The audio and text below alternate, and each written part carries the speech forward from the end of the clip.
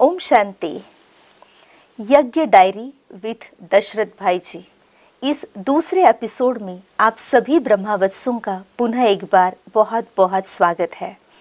इस विषय पर बातचीत करने के लिए आज हमारे साथ पुनः उपस्थित है हमारे आदरणीय राजयोगी दशरथ भाई जी। भाई जी का तहे दिल से हम सभी के बीच बहुत बहुत स्वागत है। भाई जी, पिछले एपिसोड में आपकी इस जीवन यात्रा को, इस आध्यात्मिक यात्रा को सुनते हुए आप आबू तक हमको लेके गए थे। आप जब आबू रोड पहुंचे तो आपने कहा था कि एक फरिश्ता आएगा लेने के लिए। आपको बताया गया था कि वो फरिश्ता आपको ऊपर तक ले जाएगा और उस आबू के पहाड़ पर, जहाँ पर स्वर्ग है, जहाँ पर भगवान का अवतरण होता है, जहाँ पर आपको साक्षात ब्रह्मदेव मिलने वाले थे। तो क्या ये सारी बातें सचमुच आपको मिली?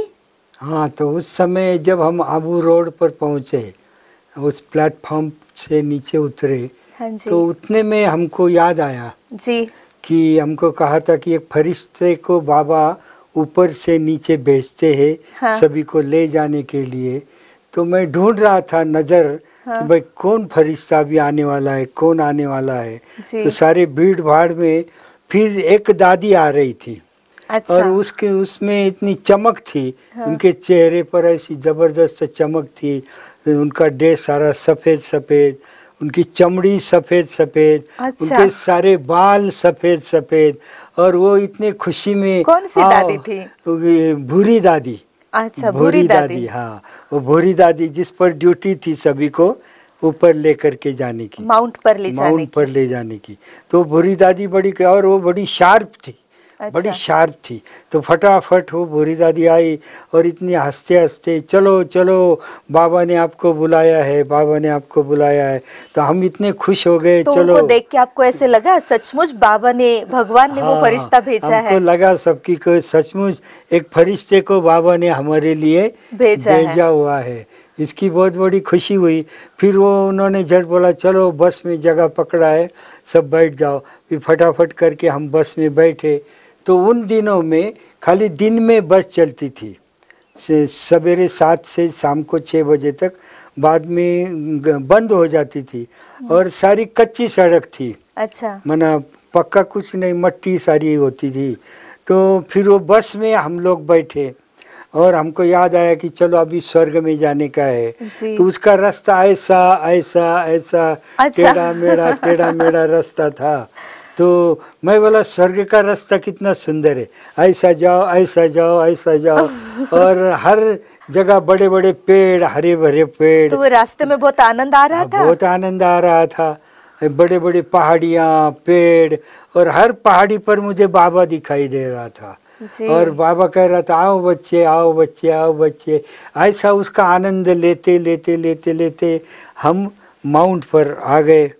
हम जब माउंट पर आए तो उस समय कोई साधन आदि नहीं थे मना ले जाने के लिए। और हर एक को उस समय बेडिंग भी लेकर के जाना पड़ता था।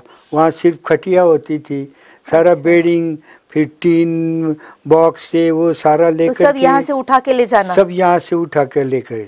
तो ये सर पर एक बोझा, बगल में एक, ऐसा पकड़ करके फिर 1 2 1 2 करते करते पांडव भवन जाना पड़ता था। पर वो खुशी में थकावट भी नहीं लगी होगी कभी? महसूस नहीं होती थी। और कोई साधन ही नहीं था, इसलिए कोई साधन की याद भी नहीं आती थी, कुछ नहीं। बस सिर्फ मधुबन में पहुंचना है। और हल्का होकर के वो जाते थे। और जब हम वहाँ पर आए, मधुबन के जब गेट पर आए, तो वहाँ बोर्ड लगा हुआ था कि 5 विकारों से वशीभूत कोई भी आत्मा अंदर आ नहीं सकती है। तो मुझे भी बड़ा महसूस हुआ कि भाई ये लोगों को तो 11 मास 1.5 साल हुआ है, ये तो बहुत माया जीत हो गए। हाँ। हमारे में तो इतना विजय नहीं है। तो मैं एक बड़े भाई के पीछे फट कर के गेट से अंदर चलो वाला स्वर्ग के अंदर तो आ गए। तो ऐसे स्वर्ग के अंदर आ गए। फिर जब चौक में, मधुबन के चौक में हम आए तो वहाँ एक दादी खड़ी थी। चौक में दादी खड़ी थी और उन्होंने सब हमको पार्टी को देखा। फिर बोले आप नारायण गांव की पार्टी है? हमने कहा हाँ दादी हम नारायण गांव के हैं। तो कहा देखो बाबा आपका इंतज़ार कर रहा था। अच्छा। और हाँ, इतना देर इंतज़ार किया, अभी बाबा झोपड़ी में चला गया है। हाँ। और बाबा ने मैसेज दिया है, हाँ। मैसेज दिया है जब बच्चे आएंगे ना तो उनको एरोप्लेन में रखना और फिर तैयार होके बाबा को झोपड़ी में मिलने के लिए आने को कहो। एरोप्लेन में रखने के लिए कहा? एरोप्लेन में रखने को कहा। तो मैं छोटा था, मैं बोला एरोप्लेन में, तो मैं इधर उधर देखा कि भाई एरोप्लेन कहाँ है क्या है। छोटे तो बच्चे तो खुशी से हाँ, झूमते, वैसे आप झूम गए होंगे। हम भी झूम गए। मैं बोला एरोप्लेन में। फिर उसने कहा, वो दादी बोली चलो मैं आपको एरोप्लेन में लेके जाती हूँ, वहाँ छोड़ती हूँ। तो हम बोले चलो फिर दादी के पीछे जहाँ भी।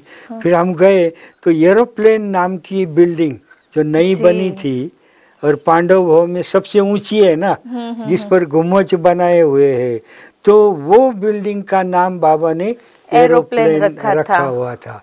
फिर वहाँ पर हमारी रहने अब उस भवन का नाम क्या है फिर? उस समय एरोप्लेन था? आज भी वही है। आज भी वही है? आज भी नाम वही है। वहाँ जाएंगे आप, फ्रेम देखेंगे तो एरोप्लेन ही है। तो वो फिर वहाँ पर हमारी रहने की व्यवस्था थी, वहाँ पर हम रहे वगैरह, सब अच्छी तरह से फ्रेश वगैरह हुए और स्नान बीन करके फिर हम नीचे उतरे ऊपर से। तो हमारी टीचर सरला दीदी वहाँ पर थी, तो उन्होंने कहा चलो चलो जल्दी करो, बोले बाबा आपका इंतज़ार कर रहा है झोपड़ी में। फिर हम लोग निकले। फिर निकलते निकलते जब हम झोपड़ी के तरफ जा रहे थे ना, तो उस समय बाबा का झोपड़ी का नज़ारा बहुत सुंदर था। आज भी मेरे सामने आता है। ये अंगूर के बगीचे इस तरफ थे, उधर फूलों की झाड़ियाँ, इतने फूल, चारों तरफ फूल ही फूल लगे हुए थे, बड़ा सुंदर बगीचा था। फिर वो रास्ते से हम जाते जाते, अभी उसका रूप बदल गया है। हाँ, अभी इतना फूल वगैरह इतना नहीं है, अंगूर भी इतने नहीं है, क्योंकि उस समय हरा भरा बहुत था। हाँ। फिर हम पूरब की ओर से झोपड़ी का दरवाज़ा था, फिर हम उधर से आए, सूरज की किरणें भी। तो जब हम झोपड़ी के दरवाजे में आए और हमने देखा तो गद्दी झोपड़ी के अंदर रखी हुई थी, गद्दी पर टांग पर चांग चढ़ा करके बाबा ऐसा बैठा था। तो वो बाबा को देख करके मुझे इतनी खुशी हुई, मुझे वो त्रिमूर्ति याद आया। मैं बोला वो त्रिमूर्ति में ब्रह्मा जो है, वो ब्रह्मदेव जो है, वो बराबर वही ब्रह्मदेव हमारे सामने बैठे हुए हैं। बहुत दिल गदगद हो गया होगा फिर तो। इतना गदगद हो गया कि मैं चलो अभी हम ब्रह्मदेव से मिलेंगे, श्री कृष्ण की आत्मा से मिलेंगे। इतना नशा, इतना खुशी। और उतने में बाबा ने कहा आओ बच्चे, आओ बच्चे, आओ बच्चे। तो हमारे साथ में हमारी सरला दीदी पंडा और मनमोहिनी दीदी थी जो बाबा के साथ रहते थे। तो वो दोनों भी हमारे आगे थे। तो राइट हैंड को मनमोहिनी दीदी बैठी, लेफ्ट हैंड को सरला दीदी बाबा के बैठे, और हम सारी पार्टी बाबा के सामने झोपड़ी में बैठे। तो झोपड़ी में जैसे हम बाबा के सामने बैठे तो फिर बाबा ने दृष्टि दिया, सभी को अच्छी दृष्टि दिया। हम लोगों ने भी दृष्टि लिया, क्योंकि उस समय सिखाया जाता था कि मधुबन में आप किसी से भी मिलेंगे तो पहले क्या करने का, उनकी दृष्टि लेने का, क्योंकि आत्मा की जो शक्ति होती है उसके दृष्टि में होती है। तो बाबा से भी मिलेंगे तो बाबा से दृष्टि लेने का, दादियों से भी मिलेंगे तो दादियों से दृष्टि लेने का। तो इसलिए फिर हमने बाबा से दृष्टि भी सभी ने अच्छी लिया। फिर बाबा ने सभी को पूछा, फिर सभी पार्टी थी तो पार्टी को पूछा, अच्छा बच्चे आपका जर्नी कैसे हुआ? तो हम लोगों ने सभी ने कहा बाबा जर्नी बहुत अच्छा हुआ। फिर बाबा ने पूछा बच्चे कुछ तकलीफ हुई? तो हमने कहा नहीं बाबा कुछ भी तकलीफ नहीं हुई, क्योंकि उस समय जर्नी में बहुत बातें थी। तो कुछ भी तकलीफ नहीं हुई। फिर बाबा ने पूछा बच्चे रहने को स्थान ठीक मिला? तो हम सभी ने कहा हाँ बाबा एरोप्लेन मिल गया। हाँ एरोप्लेन में सभी रहने को थे, बहुत अच्छा स्थान मिल गया। फिर बाबा ने कहा स्नान आदि सब हुआ, ने कहा हाँ। फिर बाबा ने कहा अच्छा फ्रेश हो गए? हमने कहा हाँ बाबा अच्छे फ्रेश हो गए। फिर बाबा ने कहा अच्छा पहली बार आए हो? तो हम सब बोले हाँ बाबा पहली बार। तो हम जब पहली बार आए कहा तो हमारी टीचर ने झट बोला मैंने क्या सिखाया, ऐसा उसने हाथ किया। फिर हमको याद आया नहीं नहीं नहीं, हमने कहा बाबा नहीं हम पहली बार नहीं, हम 5000 साल पहले बाबा भी को आए एक्सपेक्टेड थे। ये आंसर था आप लोगों से? हाँ हमको क्या था, हमको ये तो मालूम था बाबा पूछेगा, लेकिन ये मालूम नहीं था कि बाबा गोल गोल करके पूछेगा। हमको ये था कि बहुत बाबा सारी बातें पूछते पूछते बाबा ने वो प्रश्न गोल पूछा। गोल करके फिर पूछा, इसलिए सब फ्लैश हो गया। नहीं तो पहला पूछा होता तो झट जवाब दिया होता। तो ऐसा बाबा भी बड़ा युक्ति से। तो फिर सबको ध्यान में आया। फिर हम सब ने कहा नहीं बाबा हम पहली बार नहीं आए, हम 5000 साल पहले भी आए थे। फिर बाबा ने पूछा अच्छा बच्चे 5000 साल पहले? हमने कहा हाँ बाबा। सबने पार्टी ने एक टाइम बोला हाँ बाबा हम 5000 साल पहले भी आए थे, अभी भी आए और 5000 साल के बाद भी आएंगे। फिर बाबा ने कहा अच्छा बच्चे 5000 साल पहले भी आए थे? हमने कहा हाँ बाबा। फिर बाबा ने पूछा अच्छा इसी ड्रेस में आए थे? तो वो तो हमको सिखाया नहीं था। अच्छा ये प्रश्न पहले प्रिपेयर नहीं कराया था, इसलिए सब आपने अपना ड्रेस देखने लगे कि भाई ये ड्रेस था क्या। तो फिर हमारी टीचर ने इशारा किया बोलो बोलो, तो हम सब फिर से बोले हाँ बाबा इसी ड्रेस में मिले। अभी ड्रामा 5000 साल के बाद हूबहू रिपीट होता है। हाँ। उसकी ये पॉइंट थी ना कि इसी ड्रेस में मिले, तो इतना बुद्धि तो नहीं चली। तो फिर हम सभी ने कहा हाँ बाबा इसी ड्रेस में आए थे। फिर बाबा क्या था मिलने के पहले, अभी मिलने क्या है, तो एक भाई बाबा के सामने बैठा हुआ था। उनको बाबा ने पूछा अच्छा बच्चे आपकी आयु कितनी है, आपकी आयु कितनी है? तो उसने कहा 35 साल की। उसके कहा 35 साल की। तो बाबा कहे बच्ची दीदी को कहा दीदी ये 35 साल का नहीं लग रहा है। दीदी बोली नहीं लग रहा है 35 साल का। वो बोला नहीं मैं 35 साल का हूँ, खाली कद छोटा है कि 35 साल का हूँ। बाबा को ज्ञान की आयु पूछनी थी। हाँ और बाबा को अलग ही पूछना था। फिर हमारी सरला दीदी ने ऐसा एक आंगुली उधर से किया, फिर उसका ट्यूब पीट गया। फिर उसने कहा नहीं नहीं बाबा मैं 1 साल का हूँ, मैं 1 साल का। बाबा तो अलौकिक आयु पूछेंगे ना, बाबा थोड़ा ही लौकिक आयु पूछेंगे, बाबा तो अलौकिक आयु। तो ऐसे बाबा अलौकिक क्वेश्चन जो थे, बाबा के सारे अलौकिक क्वेश्चन थे। तो वैसे ही नंबर पूछते पूछते फिर जब मेरा नंबर आया, मैं लास्ट में बाबा के बाजू में ही बैठा था। तो मेरा नंबर आया। फिर बाबा ने मुझे पूछा पूछा कि बच्चे किसको मिलने के लिए आए हो, किसको मिलने के लिए आए हो? तो हमको पढ़ा करके रखा था, पढ़ा के झट मैंने कहा बाबा हम बाप दादा को मिलने के लिए आए। तो आपको जब बाबा ने पहली बार प्रश्न पूछा तो आपको डर लगा या एकदम रोमांच खड़े हो गए? मुझे एकदम रोमांच खड़े हुए, मुझे एकदम अच्छा लगा कि बाबा ने पूछा किसको मिले। थोड़ा सा डर था। हाँ। क्योंकि जब अब एक्यूरेट होता है या नहीं होता है। हाँ। लेकिन अंदर फोर्स था तो झट मालूम था, जवाब मालूम था, तो झट बताया बाबा को कि बाप दादा को मिलने को आए। फिर बाबा ने पूछा अच्छा फिर दादा कहाँ है? जब दादा कहाँ है पूछा तो फिर समझ में नहीं आया, दिमाग चालू हो गया कि दादा कहाँ है। तो मैं बोला बाप दादा माना दादा यही है। तो झट कहा कि दादा सामने बैठे हुए हैं, दादा सामने बैठे हुए। फिर बाबा ने फट से पूछा फिर दादा सामने बैठे तो बाबा कहाँ है? हाँ फिर बाबा कहाँ है? तो मैं झट बाबा के ऊपर चढ़ गया, छोटा था मैं, बाबा के ऊपर चढ़ गया। और मेरा एम था कि बताने का कि दोनों भ्रुकुटी के बीच में। फिर बाबा के ऊपर चढ़ के बाबा के दोनों भ्रुकुटी के बीच में अंगुली लगा के कहा कि बाबा यहाँ रहता है। तो बाबा एकदम खुश हो गए। तो बाबा इतना खुश हुआ कि बाबा ने झट गोद में इसी समय गोद में लिया। वाह, फिर तो ये एकदम भाग्य ही खुल गया, बाबा ने आपको एकदम गोद में ले लिया। जैसे बाबा के गोद में गया तो मुझे एकदम अतीन्द्रिय सुख का अनुभव हुआ। देह का भान पूरा नहीं सा, पूरा नष्ट हो गया और एकदम अशरीरी और जैसे गहन सुख की अनुभूति होने लगी।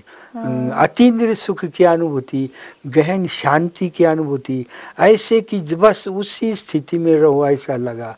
फिर बाबा ने हिला करके सामने मुखड़ा किया और ऐसा पावरफुल दृष्टि दिया। जैसे क्या था, बाबा के गोद में जब गया ना, ऐसा अनुभव हुआ जैसे कि आत्मा की प्रभु मिलन की जन्म जन्म की आस, जन्म जन्म की प्रभु मिलन की आस अब पूरी हो गई थी, अब पूरी हो गई थी। और इसीलिए आत्मा गहन शांति का संतुष्ट हो गए होंगे, तृप्त भी हो गए, संतुष्ट हो गए, गहन शांति का अनुभव हो गया, अतीन्द्रिय सुख का अनुभव हुआ। और फिर जब बाबा ने उठाया, फिर पावरफुल दृष्टि दिया, फिर दीदी को कहा दीदी टोली लाओ, फिर टोली दीदी ने लाया, फिर बाबा ने मुख में मुख में टोली, कितना बड़ा सौभाग्य। तो ऐसा इतना प्यार, माना इतना बड़ा प्यार, इतना बड़ा भाग्य, तो जन्म जन्म की मेहनत का जैसे रिटर्न मिल रहा था। बचपन में ज्ञान में आने का भी फायदा ना, डायरेक्ट आप बाबा के गोदी में चढ़ गए, बाबा ने आपको गोदी में समा लिया। हाँ, ये भी माना एक अलग ही अनुभव जैसे हो गया। और फिर जब मैं निकल रहा था गोद से, तो बाबा ने फिर वरदान दिया कि विश्व कल्याणकारी आत्मा है। ये वरदान बाबा, ये मुझे यही वरदान बाबा ने मुझे अव्यक्त रूप में भी रिपीट किया था। अच्छा। हाँ, अव्यक्त बाबा ने भी 1982 में मुझे सेम वरदान दिया था कि आप विश्व कल्याणकारी आत्मा हो। तो वो वरदान बाबा ने दिया। और जब जा रहा था, उतर रहा था, तो बाबा ने कहा बच्चे का वर्तमान और भविष्य दोनों महान है। तो वो नशा जो है वो हमेशा हमको सतत रूप में रहा कि बाबा ने नशा, कोई कैसी भी परिस्थिति आने दो, मुझे ये पक्का था कि बाबा ने कहा है ना कि वर्तमान महान है, माना अपना बुरा हो ही नहीं सकता है, परिस्थिति कुछ भी आने दो, कुछ भी होने दो, अपना भला ही होने वाला है। वो वरदान ने हमेशा पावर दे दिया। फिर ऐसे दोनों वरदान दिए। फिर मैं नीचे उतरा, जब गद्दी पर आया। आपको उस समय वो वरदान, उनका मीनिंग समझ में आया क्या? इतना समझ में नहीं आया। उस समय इतना समझ में नहीं आया। और नए नए ज्ञान में, नए नए खाली वरदान मिला है इसकी खुशी हुई कि वरदान, अच्छा वरदान मिला है इसकी खुशी हुई। उसका अर्थ इतना समझ में नहीं आया। पर आज लग रहा होगा ना कि भगवान के वाक्य, भगवान के शब्द, हाँ, कि इसीलिए मैंने देखा मेरे ईश्वरीय जीवन में 60 साल की जर्नी, 58 पास हुआ, 59 चल रहा है।